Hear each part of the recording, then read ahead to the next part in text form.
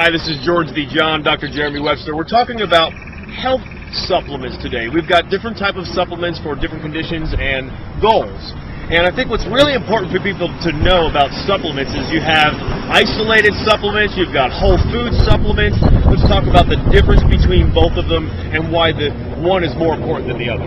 Okay, sure. When you're talking about, let's say, a multivitamin, George. Let's say you go to a counter, you go to the store, and you see some of these real common multivitamins. They've got your vitamin A, all your different vitamin Bs, all your vitamin C, vitamin D, and several minerals. Well, these are what we call isolated supplements, isolated multivitamins. They are not exactly the same in most cases as what you get when you eat food.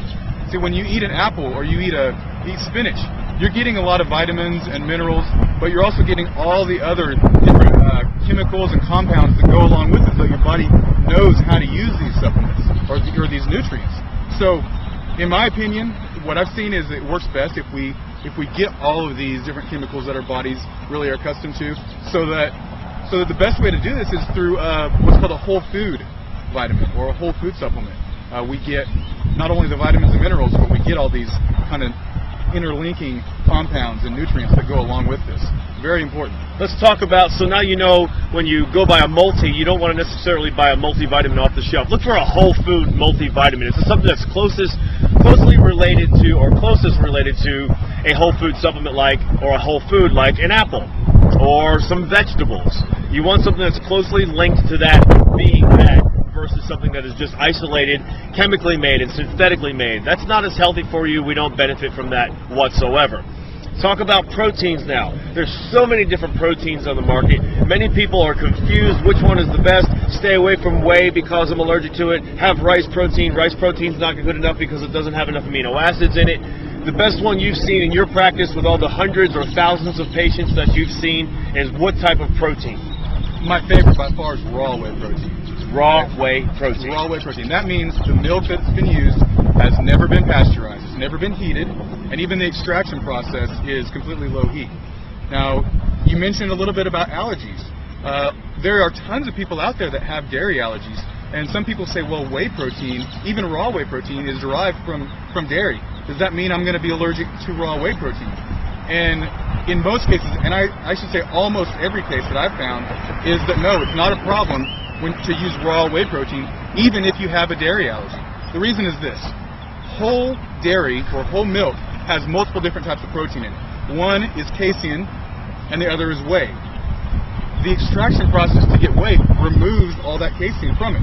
Well, it's the casein that was really causing the allergies in almost everybody.